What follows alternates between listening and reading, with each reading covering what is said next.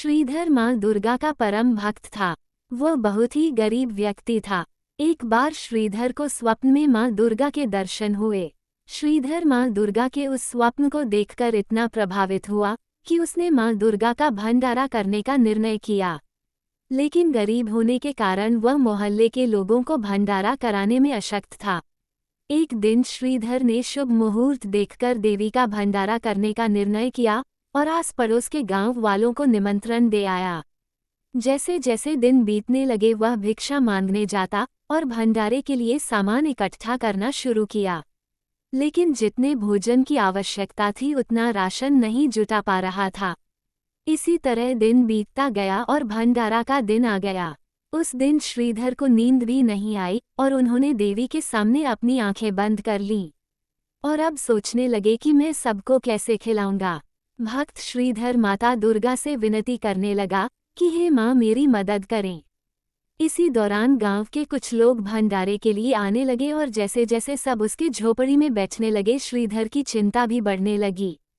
परंतु कुछ समय पश्चात उसे आश्चर्य हुआ कि इतनी छोटी झोपड़ी में इतने लोग बैठे हैं, फिर भी झोपड़ी में बैठने के लिए काफ़ी जगह बची है। और भंडार गृह में देखने पर उसे पता चला सारे बर्तन भोजन से भरे हुए हैं और भोजन बर्तनों में अपने आप भर रहा है।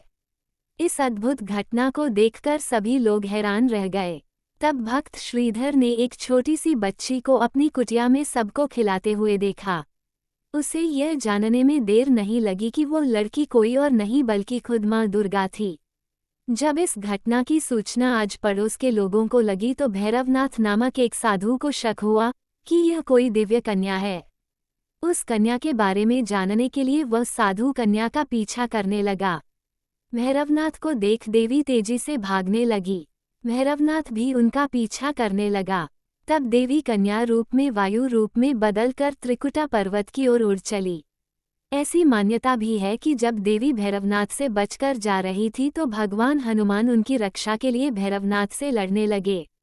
तभी पवन पुत्र हनुमान को प्यास लगी तो माता से आग्रह करने पर माता ने धनुष द्वारा पहाड़ पर बाण चलाकर जल प्रकट किया और उसी जल में अपने केस धोए। जब देवी भागते भागते थक गई तो एक स्थान पर रुककर पीछे मुड़कर भैरवनाथ को देखने लगी। उसी स्थान पर मां दुर्गा की चरणों के निशान बन गए। इस स्थान को चरण पादुका नाम से पूजा जाता है। कन्या रूपी माता ने भैरवनाथ को समझाने की कोशिश की परंतु जब वह नहीं माना तो माता उससे बचने के लिए उसी पर्वत की गुफा में जाकर छिप गई। इस गुफा में देवी दुर्गा 9 महीने तक छुपी रही। इस गुफा के बाहर हनुमान जी ने 9 महीने तक पहरा दिया और देवी की रक्षा की। जब भैरवनाथ ने कन्या का पीछा नहीं छोड़ा तो एक साधु वहां से गुजर रहे थे। उन्होंने भी भैरवनाथ को समझाने की कोशिश की कि जिसे तुम कन्या समझ रहे हो वह जगत माता देवी दुर्गा है। परंतु भैरवनाथ ने उनकी बात नहीं मानी और उसी गुफा के बाहर 9 महीने तक खड़ा रहा। कहा जाता है कि देवी दुर्गा उस गुफा की दूसरी ओर से मार्ग बनाकर निकल गई। तभी से इस गुफा को अर्धकुमारी या आदि कुमारी और गर्भजून नाम से जाना जाने लगा। जब मां दुर्गा गुफा से बाहर नहीं निकली तो भैरवनाथ गुफा में घुसने की कोशिश करने लगा। ये देख पहरा दे रहे हनुमान क्रोधित हो गए और भैरवनाथ को युद्ध के लिए ललकारा।